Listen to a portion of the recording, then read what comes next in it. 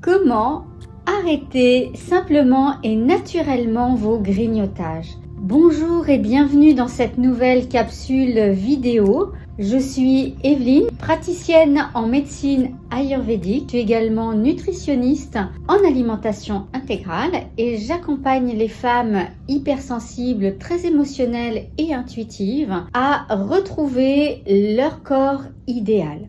Aujourd'hui, nous allons voir ensemble comment arrêter vraiment tout à fait naturellement vos grignotages. Et avant cela, je vous invite à vous abonner à la chaîne pour recevoir les conseils, les astuces, les recettes que je publie chaque semaine.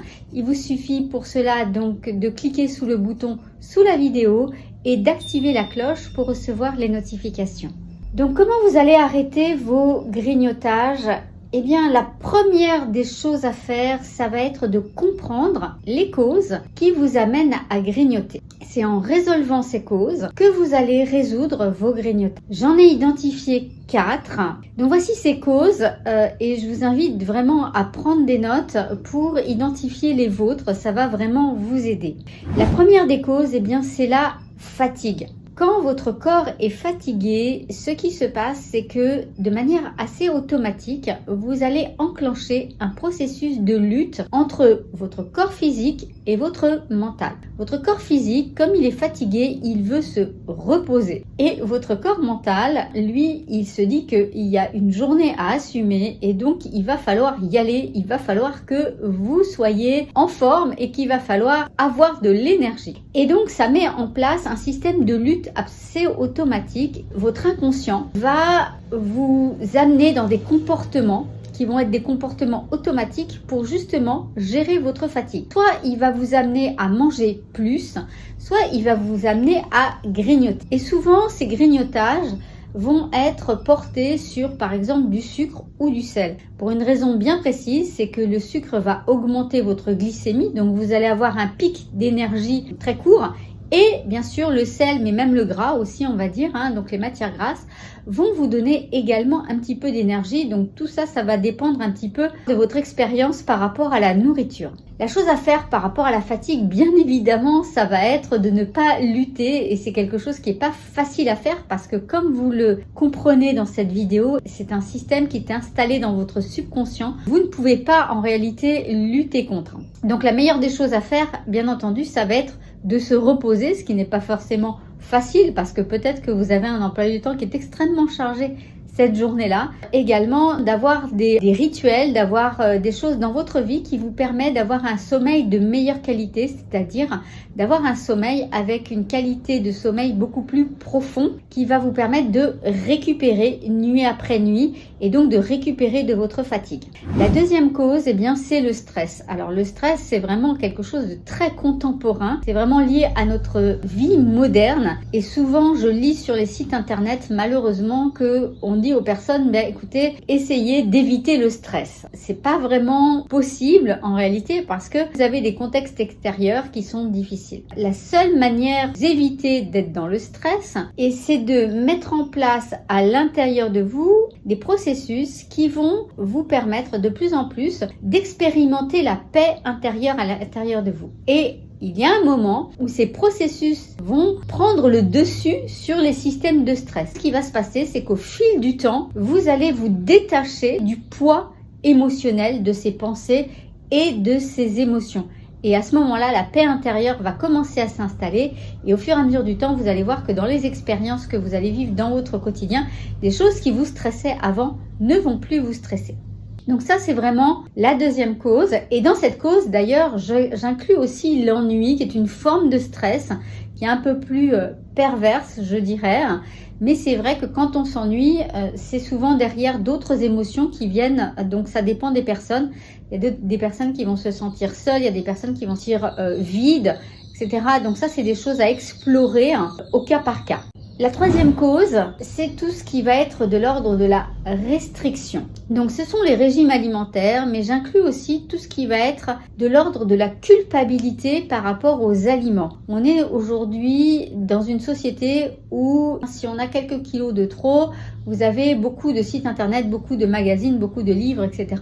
pour apprendre à perdre du poids. Et la majorité de ces pratiques reposent sur des restrictions. Or, ce qui va se passer à l'intérieur de vous, c'est que le mental, à partir du moment où vous lui mettez une limite, il va tout faire pour pouvoir exploser cette limite. Par exemple, donc vous voulez faire un régime, et même si c'est un régime qui n'est pas forcément pour perdre du poids, pour être en meilleure santé, par exemple, dans ce régime, on va vous dire « Ah non, il faut pas manger de mousse au chocolat ». Donc, à partir de là, quand vous allez avoir envie d'une mousse au chocolat, ce qui va vous arriver certainement, parce que si vous aimez ça, eh bien, vous allez en avoir envie, ou parce que justement, vous avez placé un interdit, votre mental va vous dire j'ai envie d'une mousse au chocolat. Donc là, vous allez essayer de mettre en place des stratégies. Donc, vous allez vous dire, bon, je peux pas manger la mousse au chocolat, peut-être je vais manger une pomme, ou je vais manger un carré de chocolat, etc.